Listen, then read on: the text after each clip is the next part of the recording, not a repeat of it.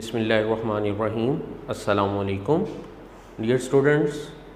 इससे पहले हम biology 10th class structure of nephron and structure of kidney की बात कर चुके हैं।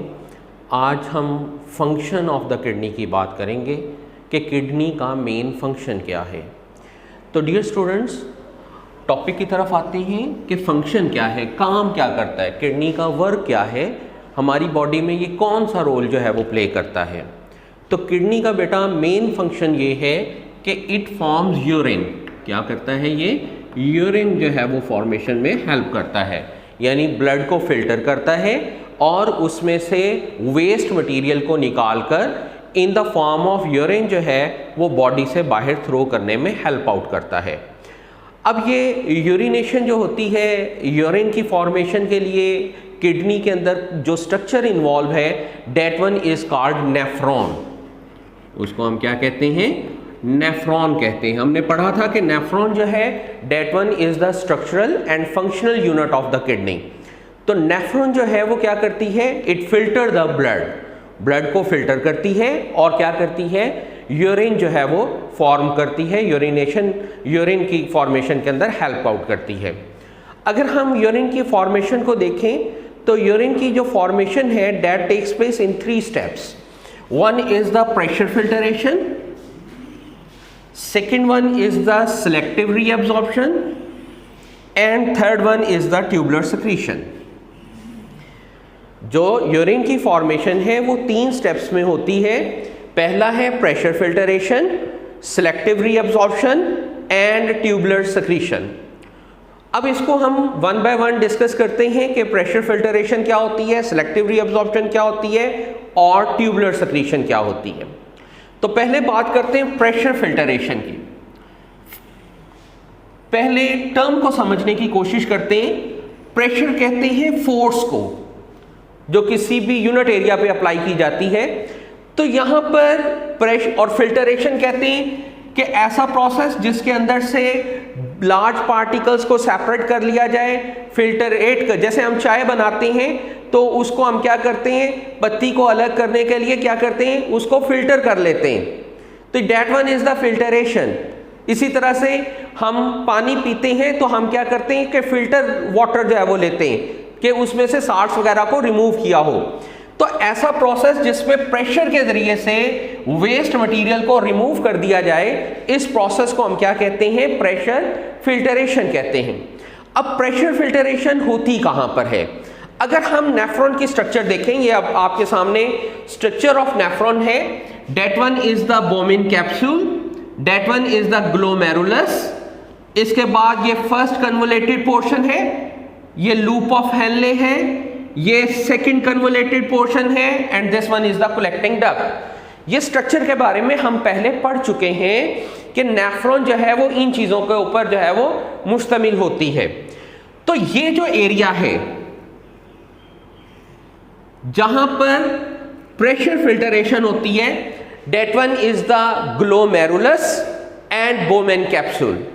अब होता क्या है कि जो ब्लड वेसल्स हैं, जब ग्लोमेरुलस के पास यहां पर पहुंचती है बोमेन कैप्सूल के पास, तो then it divides into the network of fine capillaries. अब जब फाइन कैपिलरीज के अंदर डिवाइड होगी, एक बड़ी वेसल आ रही है, आर्टरी आ रही है, वो डिवाइड हो गई into the arterioles and then arterioles divide into the capillaries. तो जब कैपिलरीज में डिवाइड होगी एक बड़ी वेसल, तो अल्टीमेटली रिजल्ट क्या निकलेगा कि यहां पर प्रेशर ऑफ द ब्लड जो है वो क्या हो जाएगा? बहुत ज्यादा बढ़ जाएगा। जब प्रेशर ऑफ द ब्लड यहां पर इंक्रीज होगा तो इस प्रेशर की वजह से बहुत सारा मटेरियल इस वॉल ऑफ द कैपिलरीज से निकलकर बोमेन कैप्सूल के अंदर जो है वो मूव करना शुरू कर देगा। अब क्योंकि यहां पर बाय फोर्स, बाय प्रेशर जो है वो मटेरियल ब्लड को एस्केप कर रहा है और बोमेन कैप्सूल में आ रहा है, इसी वजह से इस प्रोसेस को हम नाम देते हैं प्रेशर फिल्टरेशन का। अब ये जो मटेरियल बोमेन कैप्सूल के अंदर आया है, इसको हम कहते हैं ग्लोमेरुलर फिल्टरेट। इस मटेरियल को हम क्या कहते हैं? Glomerular filtrate. यानी जो प्रेशर फिल्टरेशन के नतीजे में मटेरियल निकलकर बोमेन कैप्सूल के अंदर आ गया, अब इसको हम क्या कहेंगे? Glomerular filtrate. क्योंकि ये फिल्टर कहां से हुआ है? ग्लोमेरुलस से हुआ है, इसी वजह से हमने इसका नाम क्या रख दिया है? ग्लोमेरुलर फिल्टरेट का नाम रख दिया है। तो डियर, जब ये ग्लोमेरुलर फिल्टरेट पहुंचेगा बोमेन कैप्सूल के अंदर, तो इसमें बहुत सारे साल्ट्स मौजूद होंगे, वाटर मौजूद होगा और जो है डिफरेंट जो है वो मटेरियल जो है वो मौजूद होंगे। अब होगा क्या कि जब ये फिल्टरेट पास होगा into the renal tubule of the nephron, तो वहां पर बहुत सारे मटेरियल जो है वो क्या हो जाएंगे? रीअब्सॉर्ब हो जाएंगे। वहां से बहुत सारे मटेरियल जो है वो क्या हो जाते हैं? रीअब्सॉर्ब हो जाते हैं। It again back into the blood stream, वो दोबारा ब्लड स्ट्रीम में चले जाते हैं। उसकी वजह यह है कि इसके इर्द गिर्द नेटवर्क ऑफ कैपिलरीज मौजूद होता है। ये जो रीनल ट्यूब्यूल है, इसके गिर्द क्या है? नेटवर्क ऑफ कैपिलरीज मौजूद है।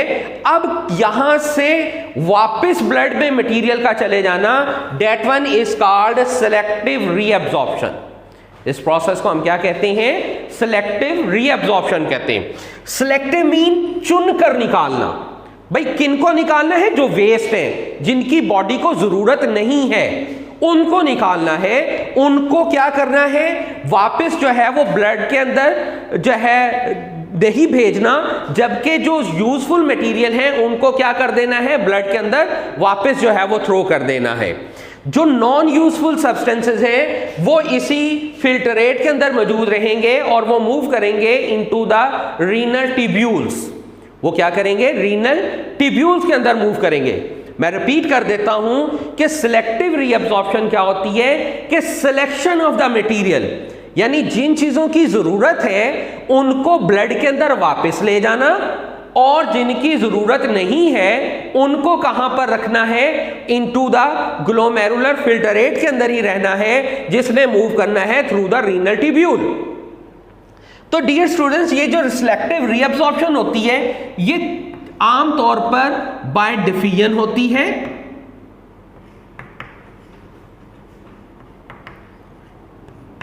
बाय एक्टिव ट्रांसपोर्ट होती है,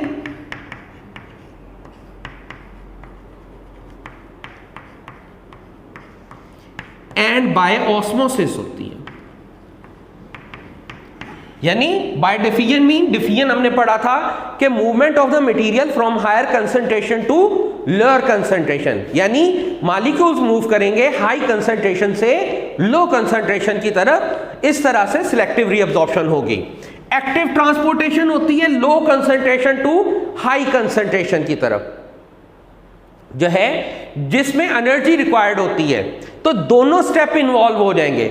जबकि ऑस्मोसिस जो है it is the movement from higher concentration to lower concentration through a selectively permeable membrane. किसी भी मेम्ब्रेन के जरिए से अगर डिफिजन का प्रोसेस होता है तो उसे हम क्या कहते हैं? ऑस्मोसिस।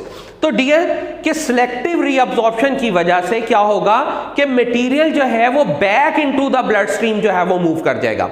अगर हम रीनल ट्यूब्यूल को देखें तो हमने उसके पोर्शन जो बनाए थे, that one is the first convoluted portion या प्रॉक्सिमल कन्वोलेटेड पोर्शन का नाम हमने दिया था। उसके बाद इस ट्यूब को हमने, यू शेप जो ट्यूब है, इस ट्यूब को नाम दिया था लूप ऑफ हेनले का।